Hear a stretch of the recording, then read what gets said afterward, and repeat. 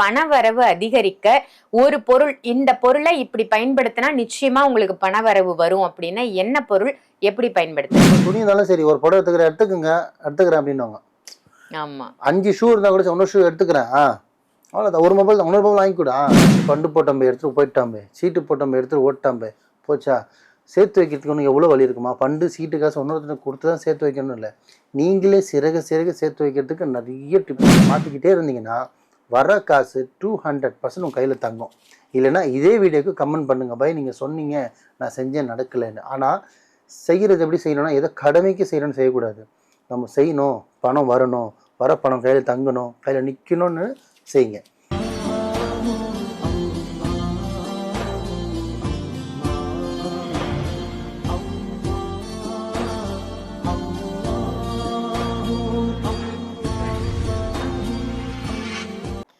மருஜன்ம நேயர்கள் அனைவருக்கும் அன்பான வணக்கங்கள். பொருள் காவாங்கரை ட்ரிபிள் டவர்ஸ்ல இருக்கக்கூடிய மாலிக் பாய் அவர்களை தான் சந்திக்க வந்திருக்கோம். வணக்கம் பாய். வணக்கம்மா. பாய், பணவரவு அதிகரிக்க டிப்ஸ் அப்படின்னு உங்ககிட்ட கேட்டா நிறைய விஷயங்கள் நீங்க சொல்லுவீங்க. நிறைய பதிவுகளும் நம்ம போட்டிருக்கோம் மக்களுக்காக. இப்போ இன்றைய பதிவும் கிட்டத்தட்ட அதே தான். பணவரவு அதிகரிக்க ஒரு பொருள், இந்த பொருளை இப்படி பயன்படுத்தினா நிச்சயமா உங்களுக்கு பணவரவு வரும் அப்படின்னா என்ன பொருள், எப்படி பயன்படுத்துறது? பணம் வரும் கேட்ட டிப்ஸு ஓரல்ல 1 கோடி டிப்ஸ் இருக்குது. இன்னும் நிறைய பேச வேண்டியது இருக்குது, மக்களுக்கு சொல்ல வேண்டியது இருக்குது. இந்த உலகத்தில் போதும் நிப்பாட்டு வேணான்னு சொல்கிறது ஒரே விஷயம் என்னன்னா சாப்பாடு மட்டும்தான், உணவு தான். உணவு தவிர வேறு எதுவுமே நம்ம ஆளுங்க போதும்னு சொல்கிறது இல்லை. அது பதவியாக இருந்தாலும் சரி, மண்ணாக இருந்தாலும் சரி, பொண்ணாக இருந்தாலும் சரி, பொருளாக இருந்தாலும் சரி, இடமா இருந்தாலும் சரி, வீடாக இருந்தாலும் சரி, போதும். துணியாக இருந்தாலும் சரி, ஒரு பீரோ துணி இருந்தாலும் சரி, ஒரு படம் எடுத்துக்கிறேன் அப்படின்னுவாங்க. ஆமாம். 5 ஷூ இருந்தால் கூட இன்னொரு ஷூ எடுத்துக்கிறேன். அவ்வளோதான். ஒரு மொபைல் தான், இன்னொரு மொபைல் வாங்கிக்கூடா. போதும்னு இந்த உலகத்தில் சொல்கிற விஷயம் ஒன்றே ஒன்று தான். அது என்னன்னு கேட்டால் உணவு. அது தவிர எதுன்னு சொல்கிறது இல்லை.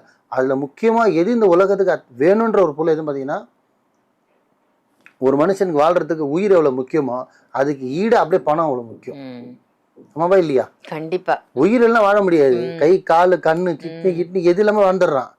ஆனால் பணம் உயிரில் வாழ முடியாது. அதே மாதிரி இந்த உலகத்தில் ரோட்டில் தூங்குறது வந்து நீ ஸ்டார் ஹோட்டலில் தூங்கினா கூட சரி பணம் வேணும். ஆமாம் இல்லையா? ஒரு உணவுலேருந்து, ஒரு டீலேருந்து, ஒரு காஃபிலேருந்து, ஒரு வாட்டர் பாட்டிலேருந்து, ஒரு ஒரு ரஸ்க்கு, ஒரு பிஸ்கெட் ₹1 சொல்லுங்க, அதுக்கும் பணம் வேணும். ஒரு தடவை கேட்டால் ஊசியில் தரோம், மறு தடவை கேட்டால் காரி தூக்குவான், 3ஆவது தடவை சுத்த மூஞ்சில் ஊற்றிடுறான். அப்படிதான் டீக்கல்ல பண்ணுறாங்க. ஸோ இந்த மாதிரிலாம் நிறைய இருக்குமா. பணம் வேணுன்ற மனுஷனே இல்லை. அந்த மாதிரி உலகத்தில் ஒன்றும் யாரும் பிறக்கல, இனிமேல் பிறக்க போகிறதும் இல்லை. ஏன்னா 50 வருஷம் முன்னாடியே பணம் வேணான்னு சொல்ல, இப்போ 2050 வரப்போகுது, எங்கேருந்து வேணான்னு சொல்லுவாங்க? ஆமாம் சொல்லுங்க, அம்மாவா இல்லையா? அதனால பணம்ன்றது ரொம்ப முக்கியமானது. அந்த பணத்தை வந்து மக்களே உங்களுக்கு இறைவன் கொடுக்குறான். இந்த பிரபஞ்சம், இந்த யூனிவர்சல் வந்து உங்களுக்கு எல்லாமே கொடுக்குது. ஆனால் அது வாங்குறதுக்கு நீங்கள் தயாராக இல்லை, வர்றதை தக்க வச்சுக்கிறதுக்கும் நீங்கள் சரியாக பண்ணுறதில்ல. சம்பாதிக்க தெரியுது, ஆனால் செலவு பண்ண தெரியல. கஷ்டப்பட தெரியுது, அந்த கஷ்டப்பட்டதை பலன் உங்களுக்கு அனுபவிக்க தெரியல. தவறான விஷயத்தில் போடுறீங்க, தவறான ஆடம்பரத்தில் பண்ணுறீங்க.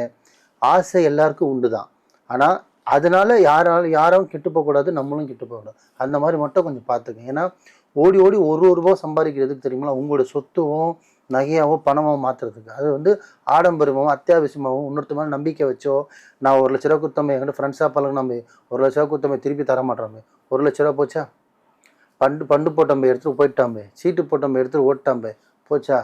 சேர்த்து வைக்கிறதுக்கு ஒன்று எவ்வளோ வழி இருக்குமா? ஃபண்டு சீட்டு காசு இன்னொருத்தனை கொடுத்து தான் சேர்த்து வைக்கணும் இல்லை, நீங்களே சிறக சேர்த்து வைக்கிறதுக்கு நிறைய டிப்ஸ் இருக்குது. அது எல்லாமே நீங்கள் தெரிஞ்சுட்டு அது வகையில் நீங்கள் சேர்த்து வைங்க. இந்த உலகத்தில் வந்து என்ன கேட்டால் முடிஞ்ச அளவுக்கு நம்பாதீங்க யாருமே. இந்த பண விஷயத்தில் மட்டும் நம்பாதீங்க. ஏன்னா நல்லவனாக இருப்பான், அவனுக்கு சந்தர்ப்ப சூழ்நிலை கெட்டவனாக மாறிடுவான். அவங்கள ஏமாத்தினோடனே காசு வாங்க மாட்டான், ஆனால் சந்தர்ப்ப சூழ்நிலை அவனை மாற்றிடும்.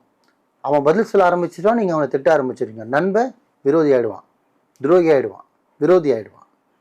ஸோ எங்கே முறிக்குது பாருங்கள். அதனால் முடிஞ்ச அளவுக்கு பணத்தை தக்க வைங்க. அந்த மாதிரி உங்கள் கையில் பணம் வரணும்னு உங்களுக்கு ஆசை இருந்ததுன்னா, வர காசை நிற்கணும்னா நிறைய டிப்ஸ் இருக்குது. ஒரே ஒரு டிப்ஸு சொல்கிறேன், இது ரொம்ப ஈஸியான மெத்தடு தான். இது ரொம்ப ஈஸி. ஒன்றும் இல்லை, ஒன்று வசதியுள்ள ஆளாக இருந்தால் வெள்ளி கிண்ணம் வாங்கிக்கிங்க. சின்னதாக, ரொம்ப பெருசாக கூட வேணாம், சின்னதாக வெள்ளி கிண்ணம் வாங்கிக்கிங்க. இல்லை என்கிட்ட அவ்வளோ வசதி இல்லை அப்படின்னா ஐம்பொன் சேர்ந்த மாதிரி கூட நீங்கள் கிண்ணம் வாங்கலாம். இல்லை நீங்கள் பித்தளை கிண்ணம் கூட வாங்கலாம்.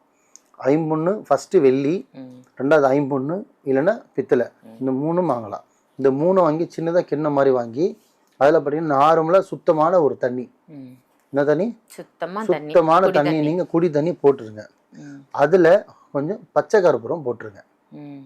பச்சை கற்பூரத்தை போட்டுட்டு நீங்கள் நார்மலாக இப்போ பூஜை அறை வச்சுருக்கீங்க, பூஜை கபோர்டு வச்சுருக்கீங்க, இல்லை ஒரு இடமா யூஸ் பண்ணுறீங்கன்னா அந்த இடத்துல வச்சு நார்மலாக நீங்கள் சாமி கும்பிடும்போது அது அங்கேயே இருக்கட்டும், அதை வச்சு வழிபடுங்க. இது எப்போ வைக்கணும்னா, எப்போ வைக்கணும்னு பார்த்தீங்கன்னா ஒன்று செவ்வாய்க்கிழமை இல்லை வெள்ளிக்கிழமை. வீடை அதை வைக்கிறதுக்கு முன்னாடி வீடெல்லாம் சுத்தம் பண்ணிவிட்டு, வீடை சுத்தமாக போட்டு நல்லா சாம்பிரான்லாம் காமிச்சிட்டு நீங்களும் சுத்தமாகணும், வீடை சுத்தம் பண்ணிவிட்டு அதுக்கப்புறம் அந்த சொம்பு நான் சொன்ன மாதிரி அதை புதுசாக வாங்கினீங்கன்னா அப்படியே யூஸ் பண்ணுங்கள்.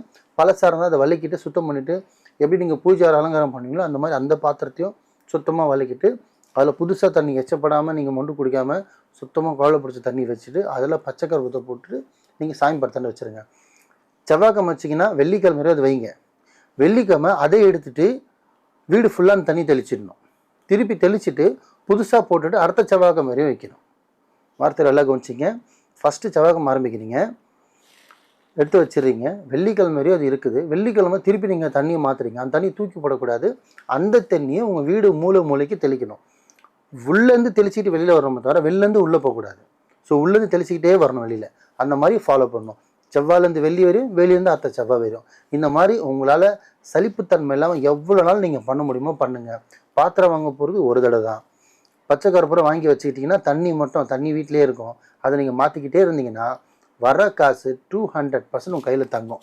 இல்லைன்னா இதே வீடியோக்கு கமெண்ட் பண்ணுங்கள், பை நீங்கள் சொன்னீங்க நான் செஞ்சேன் நடக்கலைன்னு. ஆனால் செய்கிறது எப்படி செய்யணும்னா ஏதோ கடமைக்கு செய்யணும்னு செய்யக்கூடாது. நம்ம செய்யணும், பணம் வரணும், வர பணம் கையில் தங்கணும், கையில் நிற்கணும்னு செய்யுங்க. முழு நம்பிக்கை. ஏன்னா எந்த ஒரு பொருளாக இருந்தாலும் நம்பினா தான் கடவுள், இல்லைன்னா அது வெறும் கல் தான். அந்த மாதிரி பரிகாரமாக இருந்தாலும் நம்பிக்கையோடு பண்ணணும். ஏன்னா பரிகாரம் வந்து உயிரில்லாத பொருள். நம்ம பண்ண தான் நம்ம வைக்கிற நம்பிக்கை தான் அது சக்ஸஸ் ஆகும். இந்த அரை நம்பிக்கையோடு பண்ணாதீங்க. எனக்குமே ஃபோன் பண்ணாதீங்க. அரை நம்பிக்கையில் இருக்கிறவங்க என் வீடியோவே பார்க்காதீங்க. முக்கியமாக ஷார்ட்டாக சொல்லிடுறேன். முழு நம்பிக்கையோடு இருந்தால் நீங்கள் என்ன நம்ப வேணாம், உன்னை படித்த இறைவனை நம்பு. அந்த நம்பிக்கையோடு பண்ணுங்கள், நல்லதே நடக்கும், நல்லதே செய்யுங்க. சூப்பர் பை, ரொம்ப அருமையா சொன்னீங்க. பணத்தை ஈர்க்கும் பச்சை கற்பூரம் அப்படின்னு ரொம்ப தெளிவான ஒரு பதிவா கொடுத்துருக்கீங்க. நல்ல டிப்ஸ், ஒரு ஈஸியான டிப்ஸா மக்களுக்கு இது பயனுள்ளதா இருக்கும். நன்றி பை. நன்றிம்மா.